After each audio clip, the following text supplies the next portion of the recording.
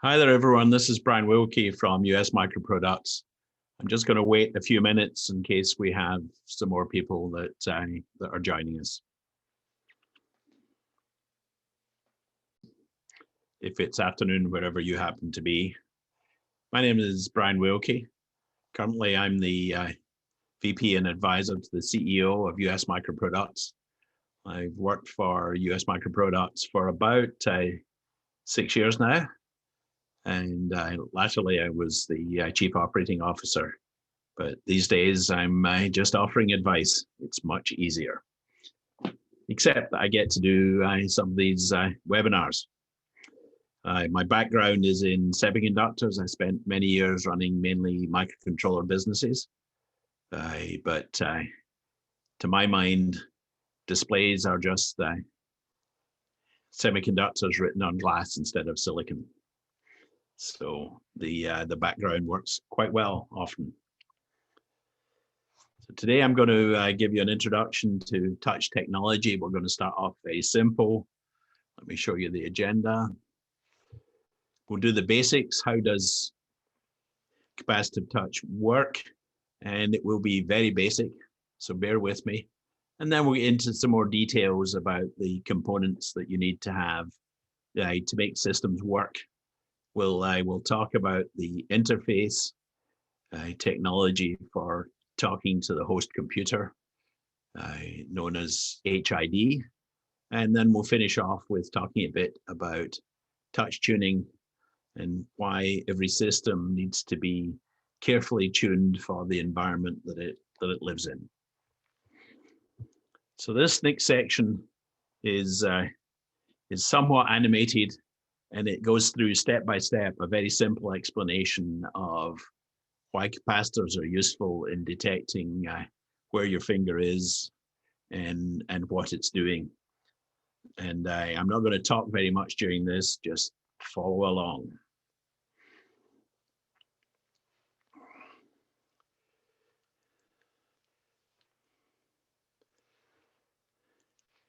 So do you like that negative charge leaking away there?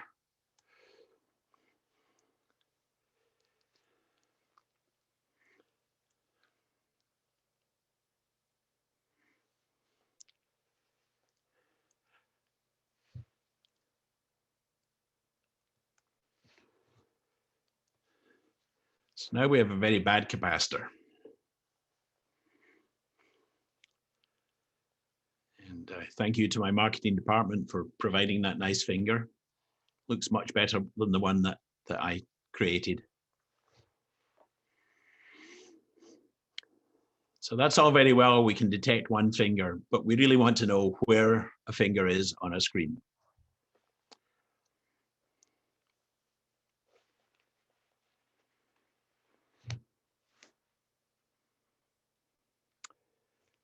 So now we've taken care of the X direction, but what about Y?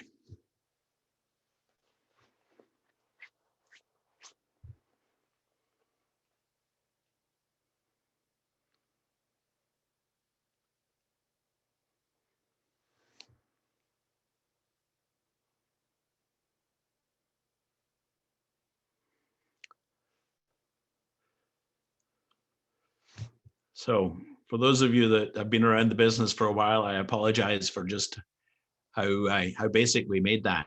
But now let's talk about some of the things that are actually needed to make a sensor work. We need an array of these diamond patterns connected horizontally to the square wave drive and connected vertically to the receivers that sense whether there's a signal on that column or not. Those diamond shapes sit in front of the display, so it's absolutely vital that those are transparent. In fact, if you look at an older phone and hold it at just the right angle, you might be able to see that diamond pattern on the screen, but it has to be transparent. It can't afford to make the screen dimmer, and it can't afford to change the color on the screen. So they're made of a very thin layer of indium tin oxide, which has very nice optical properties. Not all that good of a conductor, but good enough. There's two ways of doing this. You can take a single sheet of glass and build those diamonds. The ones in the vertical direction are connected on the ITO layer, and the ones in the horizontal direction have little bridges on them that conduct up and over the vertical connection and connect all those rows together. If you do it on one sheet of glass, it's called a CITO, or a single ITO sensor. But you can do it on two sides. So one set of diamonds goes on one side of the sensor glass. The other set goes on the back side of the glass. That's known as a DITO, or dual ITO sensor. And just to give you an idea of scale, the average finger is about 8 millimeters in diameter on the fingertip. And so for a 7-inch display, you typically build it with about 14 rows, which are all driven by a time division multiplex square wave, and then 24 columns all connected to a sensor that senses the capacity transferred version of that square wave.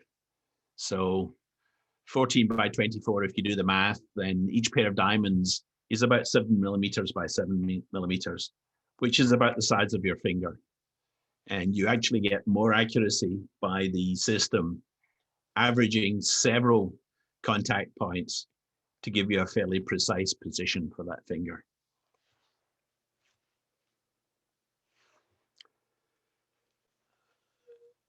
The thing that makes these systems work is the touch controller chip. These are built by multiple vendors. They interface with the main processor in the system using mainly the I2C, although occasionally SPI systems. The advantage of SPI being that in I2C you have to have a fairly low value of pull-up resistor, because you use one line for signaling in multiple directions. And that pull-up resistor in a battery-powered system can sink an appreciable amount of power. So SPI is better in battery-powered systems. And in very large systems, sometimes they use USB just because it gives you more bandwidth. There are two modes of running these systems. First mode is polling, where the main CPU runs in a loop and regularly asks the touch controller, has any event happened? The other way of doing it is that the touch controller interrupts the processor on the I2C system and says, okay, there's been an event. And in touch parlance, an event can be a finger goes down on the display, a finger leaves the display, or you have a gesture going on. So those events can get fairly complicated.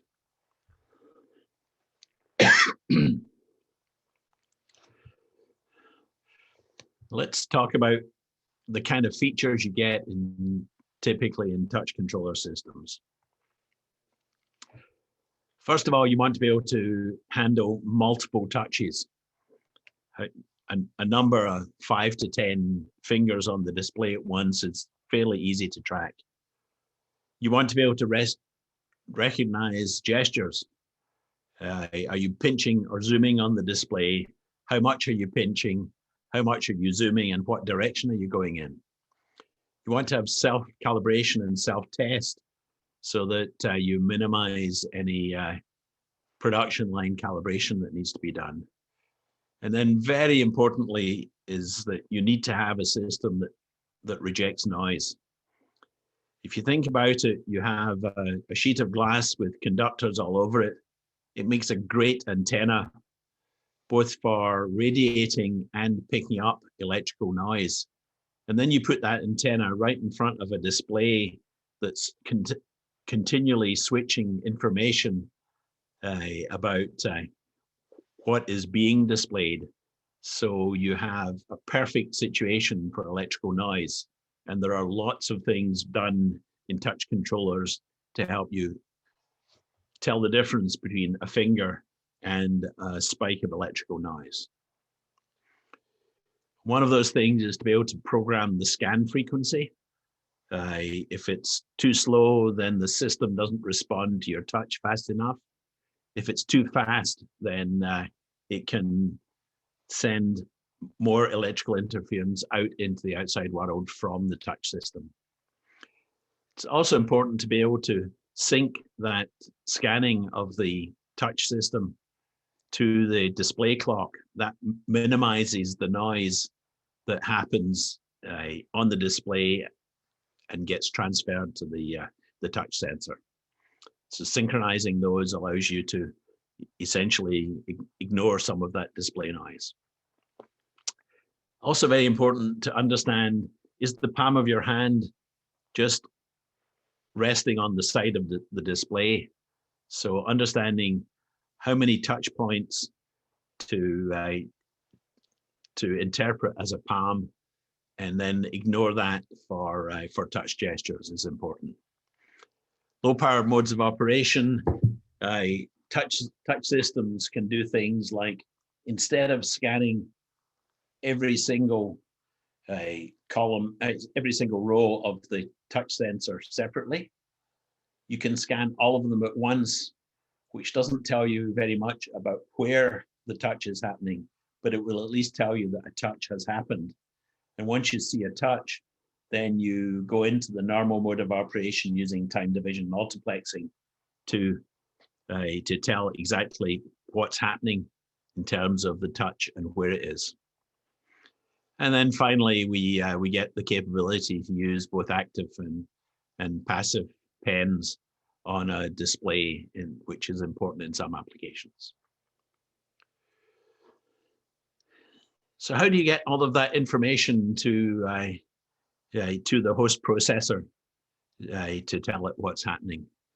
Use something called the Human Interface Device Protocol, and most touch systems run some level of that HID protocol, which was invented by Microsoft. When the controller sees an event, any event, it interrupts the processor. And then the host sends back a request to the touch controller. Okay, what do you see? And there are multiple levels of message that can come back. If the software is only talking to a mouse, then all you get is one X and one Y coordinate.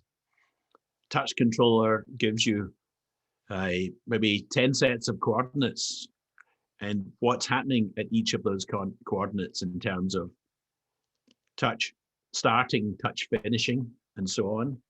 And the protocol is designed so that the same software stack can interpret more and more complex interfaces depending on the capability of the controller that it's talking to, up to and including the ability to tell you what gesture is happening, how far the gesture has traveled, and what direction it's going in.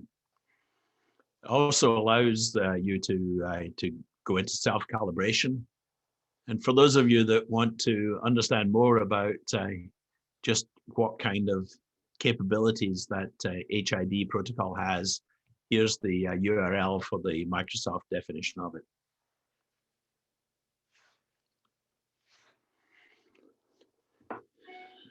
So now we've got a display, a touch sensor, and a touch controller.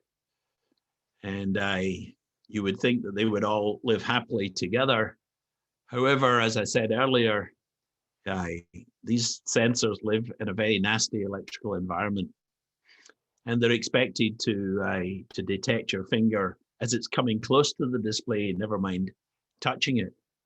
So you have to carefully tune the operation of the system in the environment that it lives to make sure that it's going to work to your specifications. Luckily, all of these touch controllers have onboard programmable memory.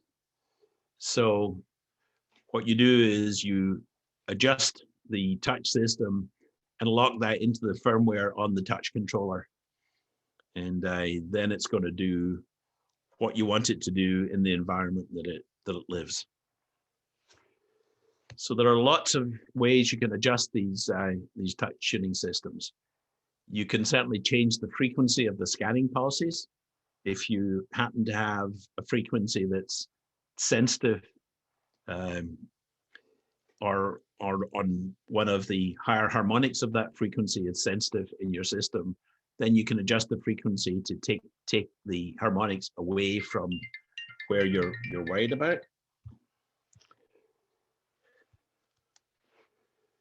You can also adjust the voltage that the square waves use to scan the rows. In some of these systems, you can go up to 10 or 20 volts of square wave. Obviously, the higher the voltage, the stronger the signal you get on the receiver end in each of the columns. However, if you put the voltage too high, it becomes a great source of emitted noise. So it's actually signaling to the rest of the world outside your equipment. So you want to be able to turn that down to as high as you need to get the right level of sensitivity in your system. On the other end, the receiver threshold can be adjusted so that a very small signal might be ignored and a large enough signal gets recognized as a touch. And then you want to be able to make sure that you scan the touch sensor often enough so that you can look for 3 or 4 occurrences of the same touch in the same place before you signal it to the host processor. Because you might get a spike of electrical noise that looks like a signal, but if it disappears in the next scan, then it's probably not. Syncing the scan rate to the display refresh rate, we've already talked about. It's also important to be able to decide how many touch points constitute a palm that's just been left on the edge of the display. So that's generally adjustable, as is the number of touches that are recognized by the system, up to usually a maximum of 10. In some systems, you can actually modify the shape of the square waves that are used to scan the touch sensor. And if you round off the corners of those square waves, then the higher frequency harmonics are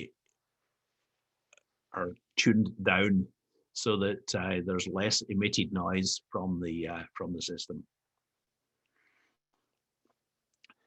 And then when you're talking about gestures, how far apart do your fingers need to be before a touch starts to look like a gesture? So that's adjustable. So what do we have to consider in touch tuning? First of all, touch tuning tools often use the USB interface, so that's handy to be able to be connected to.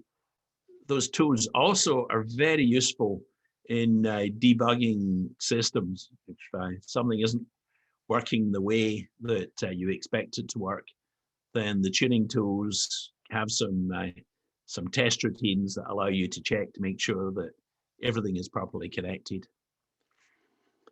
It's very, very important that touch tuning is done in your final system.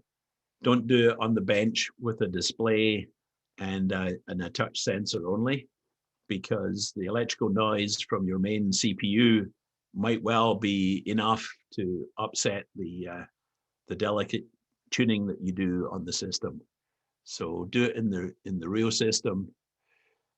Also very important as you design things is your final system has to be able to talk to the touch controller and indeed reprogram its firmware, because I don't know about your marketing department, but most marketing departments that I've met come along a few months after you've completed the design and say, hey, if only you could recognize a pinch or a zoom gesture, we could add this extra capability that's worth another $300 on the value of the equipment.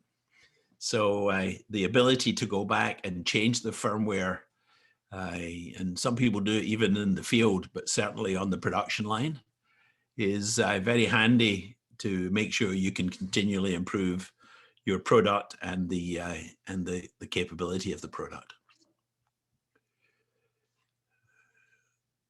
We at US Micro Products can arrange for that tuning to be done on your system. It's pretty easy to do. And as I've said earlier, tuning is important not only to make sure that the touch is reliably reported to your host processor every time, but it's also tuning to minimize the amount of emitted radiation from the touch system. So in conclusion, projected capacitive touch has really made a difference to the way that we interact with all sorts of computer systems. In fact, it's the expectation from most customers these days. And it's not a straightforward trade-off. It's a pretty complex set of questions you need to answer to get the optimum performance for what you're building. So we can help you do that. You can contact us at sales@usmicroproducts.com or at that phone number, and we'd be happy to help you with these questions. Okay, with that, I'm going to stop and say thank you and answer any questions that we've got.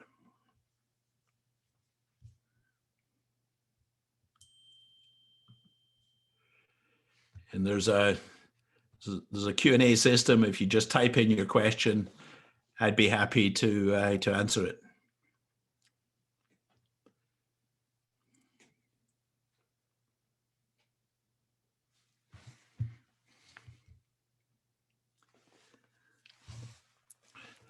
Okay, Aaron asks an interesting question.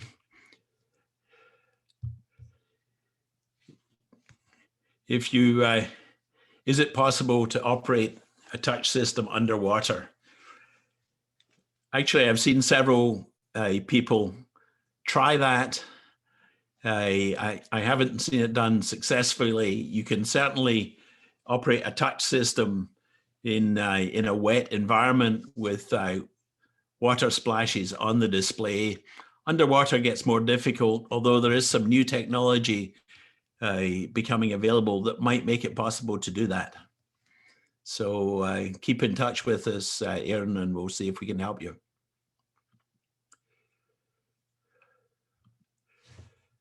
Oscar asks, is it sensitive to altitude? And the answer is no, it's not.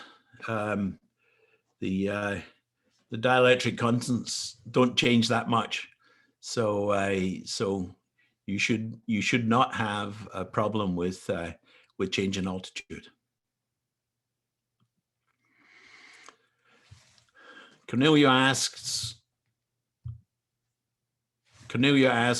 how do you deal with surgical gloves? And actually, a lot of touch systems will deal with fairly thick gloves. Surgical gloves don't make much difference to the capacitive effect from your finger. By the way, I'm not sure if I remember the numbers correctly, but the standard finger for touching a touch screen in testing is an 8mm diameter piece of copper connected to 100 picofarad capacitor and a 1.5 kilo ohm resistor. So there is actually a standard finger for testing these things. And surgical gloves don't present much of a problem. In fact, you can build systems that will work with ski gloves if you're careful about it.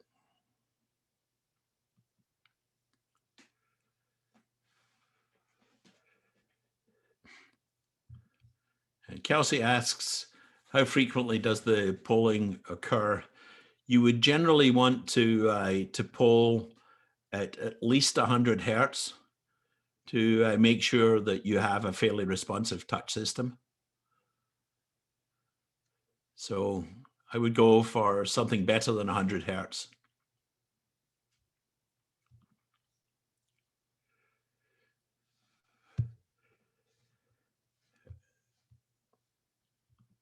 Okay, Josh is asking why an external chip is required for touch sensing. Can a processor handle the touch sensing?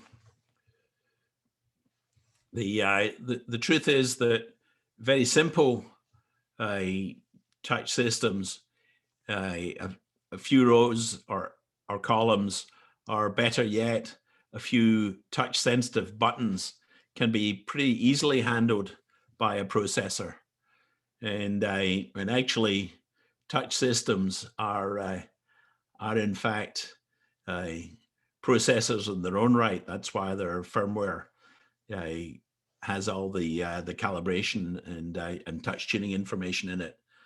However, they also have fairly specialized voltage generators so that you can scan at higher voltages than the processor actually operates at. And they have some fairly complex analog circuitry on the receiver end so that they're effectively sensitive enough.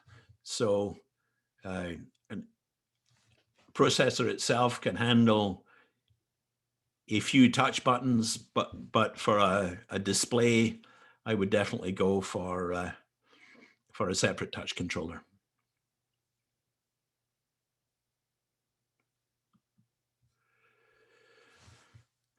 Okay, Sean is asking, is there a size issue with the water spot dots? How much water is too much in sitting versus running water? So we actually specify on our systems what size of water drop it will operate with, and so I don't remember off the top of my head what's a typical water size that will tolerate, and it will depend very much on which particular touch controller you choose. So it's a question of choosing the best touch controllers for wet situations. However, running water will definitely be more challenging. So that's a tricky one to answer.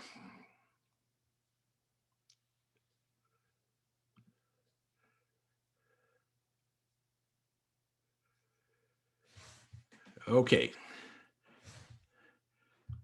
Cornelio is asking how resistant to chemical cleaners is a capacitive touch system compared to a resistive touch system.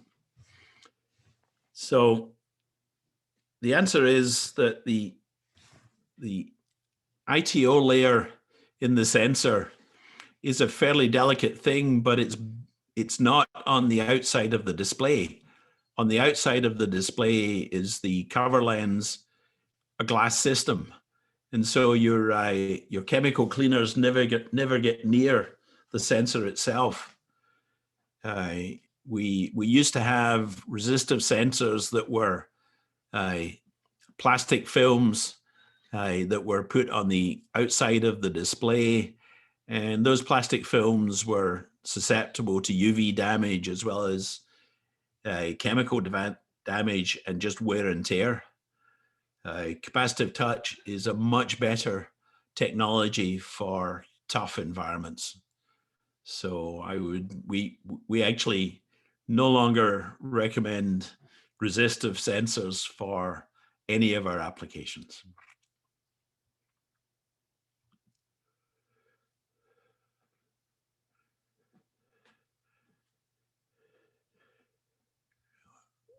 Okay.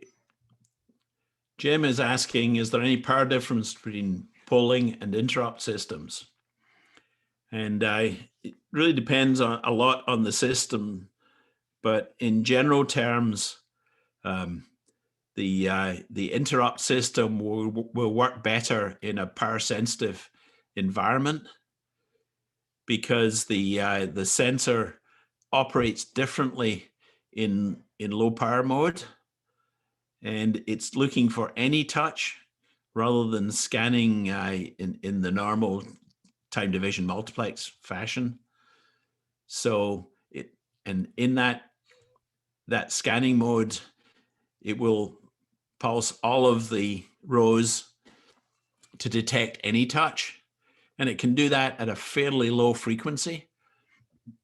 And it's using less power, and it's not bothering the main CPU. So the main CPU can be in the low power mode, and the touch system can interrupt and bring both the touch system and the host processor into normal operation. So I would think in general that that's a better mechanism for power sensitive situations.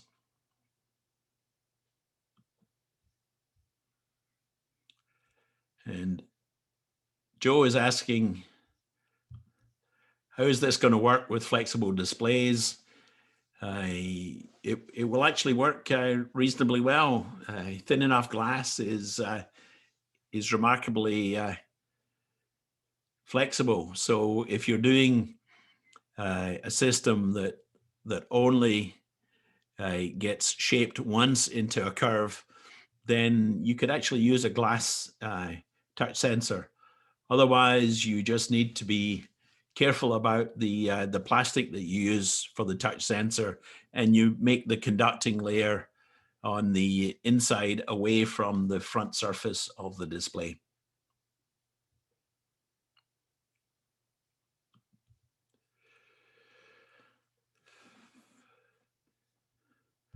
Okay, Kelsey is asking, is there a difference in performance for the single versus the double-sided capacitor arrays?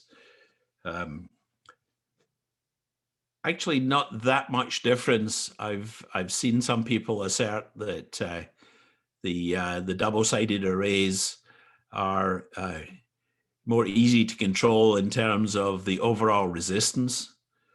If you remember, ITO has a resistivity earlier on in the presentation of about 150 ohms per square.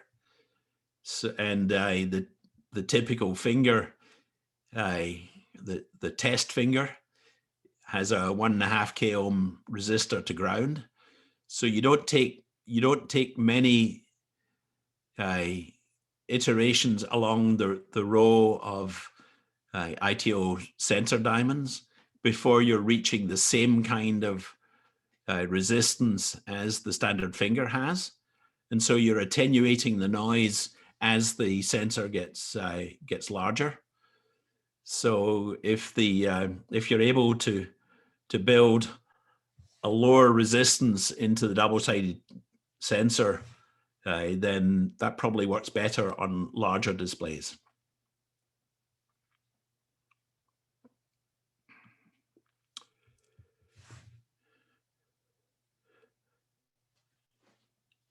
Troy is asking, what are the common scan frequencies? So that's actually not a straightforward question to answer. The actual square waves that are used for scanning, I've seen capability running from about 10 kilohertz up to about 250 kilohertz on touch controllers. But typically what happens is you do a scan and then pause and then do another scan. And so the difference between those is the amount of pause that you've got on the system, which might be to pause while the display is refreshed, because that's when the display generates most noise. So that relationship between the scan frequency and the pause between scans has a lot of variation in it. However, you want to be able to scan the system at several hundred hertz so that you can check that the touch has happened several times before you report it as a touch, rather than as a false touch generated by noise. So I'm not sure if I helped you there, but I did my best.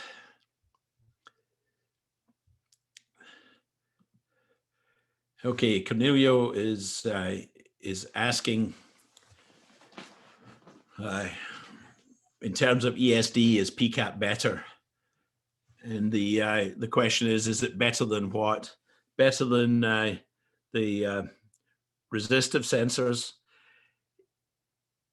In general, it's pretty difficult to damage a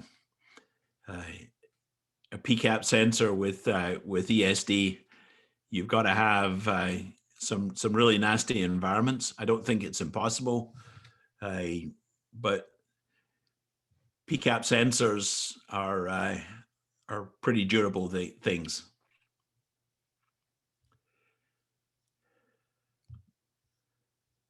And then Silaflora is asking, is there a maximum size of PCAP displays available? And the answer is, once you get to somewhere about 15 to 16 inches diagonal, then the specifying the actual sensor gets to be fairly difficult, because you have to have very uniform resistivity across a large area. So big displays with touch, you can, if you're careful, you can get them up to maybe 25 or 26 inches, but beyond that, you really need to look at some different technology, and there is some technology in development that will make large size PCAP displays easier. So contact us if you want to hear more about that.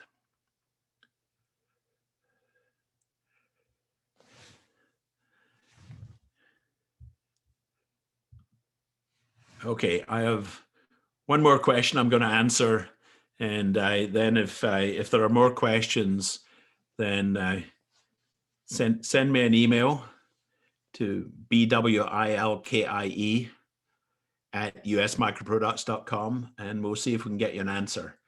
However, Taylor asked if I could describe the standard copper finger again. And the standard copper finger, and I hope I remember this right because it's a while since I looked at that, is an 8mm diameter copper disc connected to a 100 picofarad capacitor and a 1.5K resistor to ground. And I'm darned if I can remember which standard it is. So Taylor, if you send me an email, I'll look it up and send you back, tell you which standard to go look at. I think actually there might be a military standard on the standard finger, which seems rather curious.